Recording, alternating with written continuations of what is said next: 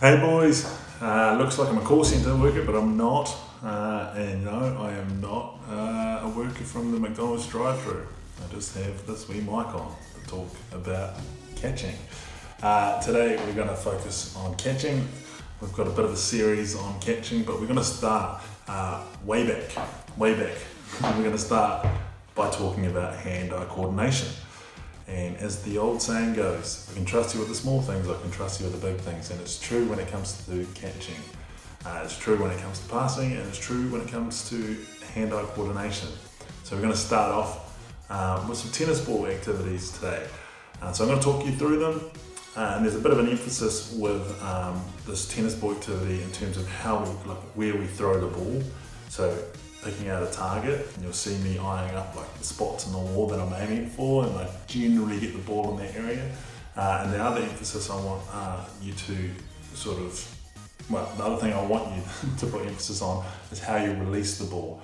Sounds a bit odd, I know it's a catching exercise, but in terms of the weight that you put behind the ball and how much power, it's going to determine where that ball ends up. Okay, how hard it comes back off the wall, how hard it comes off.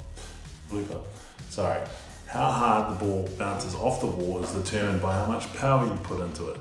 So really focus and put a lot of attention and energy into making sure that that ball is coming back to your hand with the least amount of effort in terms of catching. So all you have to do is put your hand in front of it. Sounds really odd that we're talking about power, weight, and passing when we're doing a catching exercise, but they're all interlinked, particularly on a rugby field. So depending on where you catch the ball, obviously we always want it in our prime catching position.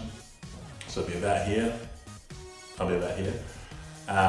But if you get a little higher or a little lower, or you have to reach out a little bit more for it, you're going to have to be able to adjust how much power and what angle you're able to pass that ball to get the ball accurately to the next person. Because if we don't do that, we don't have the ability to do that, you're just going to end up passing another bad pass. So let's get into it. Start off with some juggling. Cool, man. Right, so we're going to start off with some overhead transfers, nice and easy, 10 on each side, right hand to right hand, and then left hand to left hand, just from the elbow. Pretty self-explanatory. Nice, now we're going to switch, and we're just going to, again, you're trying to get it in the same zone there, just going for an underarm, nice and light, roll it out of the fingers, just like we talked about in the passing videos, in terms of rolling it out the end of your fingertips. That's how you should be passing the ball. So nice and gently doing that.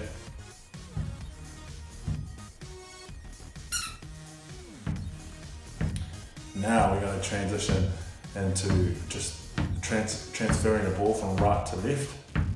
Again, picking out a spot on the wall and trying to hit it, as you can see me doing. Boys, if this stuff's too easy, you can always, I want you to start quite close to the wall, which is about where I am at the moment. But if this is easy enough for you, I want you to take a couple of steps back and start progressing from there. Don't go too far back, because then you're actually you're losing technique. So yep, underarm transfers here.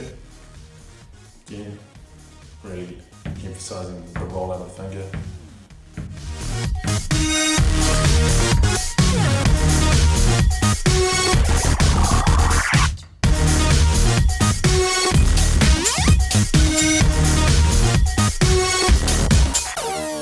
Alright, now we're going to introduce two balls.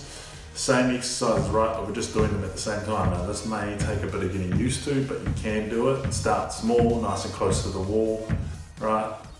Eyeing up two spots using both sets of eyes. Both your eyes. You've only got one set of eyes. Now we're going into the underarm. Again, rolling the ball out nicely.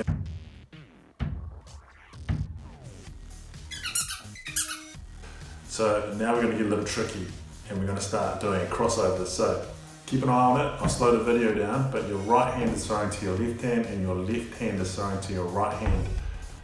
Takes a bit of getting used to, but if you can do this, you're making both sides of your brain work, and both your eyes, and your one set of eyes.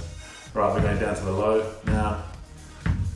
Can't see it that well because my hands aren't in the shot, but I'm crossing the balls over, right to left, left to right, like this.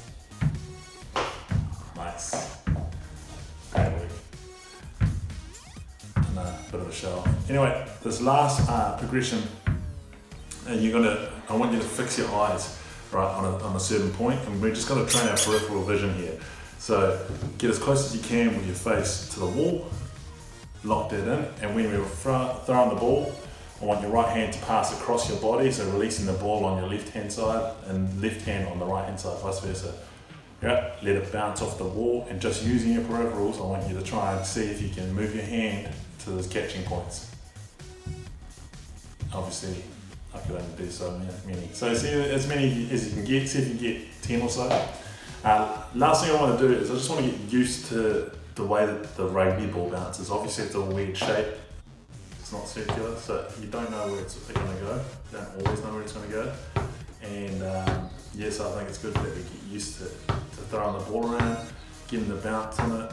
So here we're just doing some, just throwing end on end. So we're throwing it to the tip of the ball, trying to get the bounce back to us. Using 2 hands to start with. Now we're going to single hand transfers, right to left, left to right.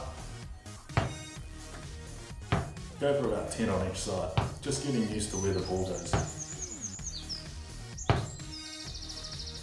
Now we're starting to train a bit of our reaction skills, and we're going to move into sort of throwing the ball and sort of figuring out where the ball goes, moving towards it. We don't always know where it's going to go. These ones are quite nice at the start. I start moving around to see if I can get some variation in the bounce. I found if you throw the ball in the fat of the ball, the widest part of the ball, and you hit it nice and flat, you don't always know where it's going to go. It could go left, it could go right, and that's really good for your reaction skills. Just don't throw the ball too hard, because we end up off shot. Here I'm just going to work some spins into it, just seeing where the ball's going to go. It's just getting us used to moving towards the ball, reacting, and this is all help with that hand-eye coordination that we were talking about. If you have like a crazy catch or a rebound net or a trampoline of some sort, you can also do it with this. Throw the ball against that, see where it goes, and just make sure you're on your toes, getting the hand-eye coordination and the reaction time going.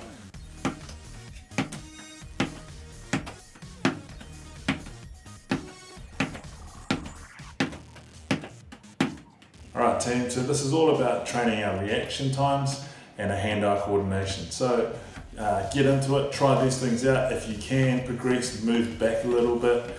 So you've got maybe 3 meters between you and the wall, and you're going to have to throw the ball a little harder, but it's good to be able to catch and react from that distance.